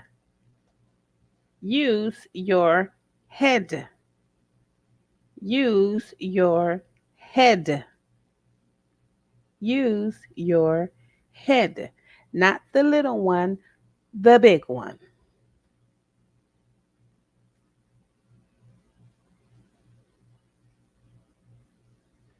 Use your head and open your eyes and see what's going on.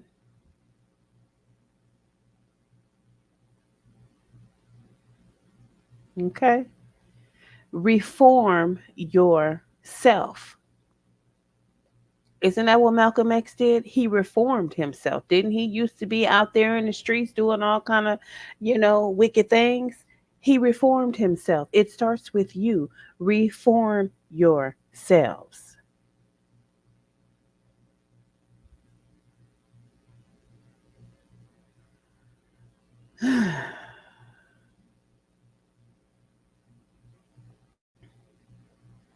Deport these motherfuckers. Like, I hold tight, y'all. I got another clip. what I want- part of this? Like the That's a police tough- is a separate issue. Look, Hey, these I got another- motherfuckers go do. I got another clip I want to play. Hmm. Here we go. Here we go. Common Sense 101. The Venezuelan prison gang known as Tren de Aragua has taken over an apartment complex in Aurora, Colorado, right outside of Denver. The property manager known as CBZ Management has been trying desperately to regain control of their apartment that they have just spent $300,000 to bring to code with renovations, but they can't even go in there because the Venezuelan gang has taken over their apartments. What does that sound like? That sounds like, oh, what's that movie? What's that movie where they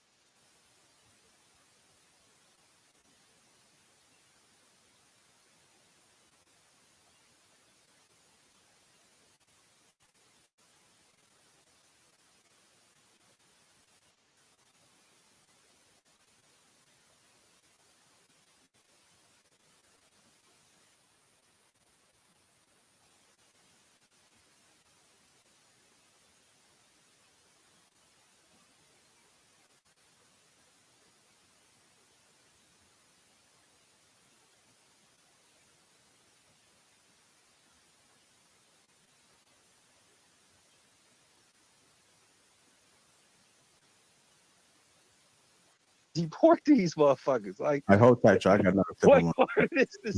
Like the That's a police tough- is a separate issue. Look, Hey, these I got another- motherfuckers go do. I got another clip I want to play. Here we go. Common Sense 101. The Venezuelan prison gang known as Tren de Aragua has taken over an apartment complex in Aurora, Colorado, right outside of Denver. The property manager known as CBZ Management has been trying desperately to regain control of their apartment that they have just spent $300,000 to bring to code with renovations, but they can't even go in there because the Venezuelan gang has taken over their apartments. The city has denied the allegations. Local officials and the media, including Kyle Clark of 9 News, have denied the allegations, even though they have posted eviction notices on the doors of residents and given them a very short amount of time to move out, find somewhere else to live, figure it out, we don't care. If this had been Cherry Creek, if this had been Greenwood Village, Jared Polis, the Colorado governor, would have sent in the damn National Guard. But because it's full of black and brown people in Aurora, nobody cares. This is a very dangerous problem.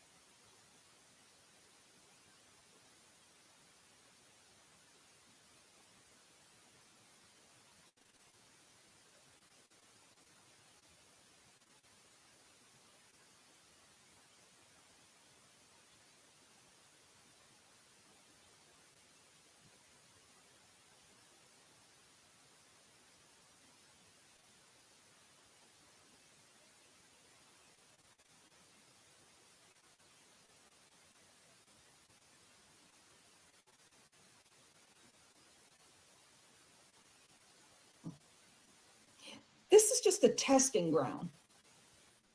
You need to understand this. This CBZ management says, we would like to be able to resume normal operations at our buildings, but we cannot do so under the threat of present and immediate danger against residents, staff, and management. The spokesperson for this company goes on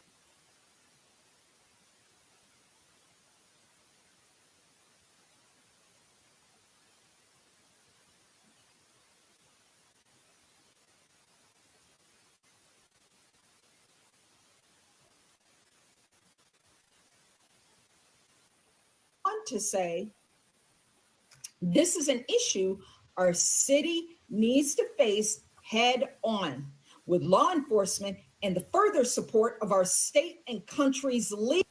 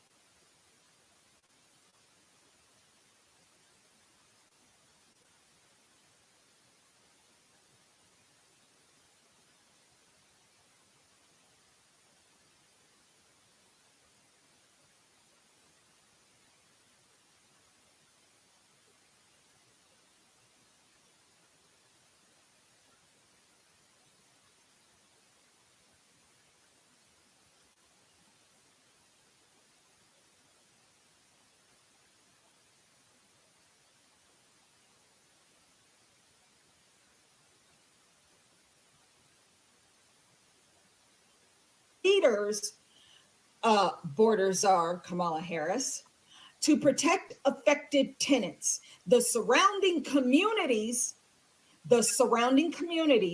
and Americans across the nation. Translation: CBZ management is giving the country and the surrounding areas in Denver a heads up. Your community is next.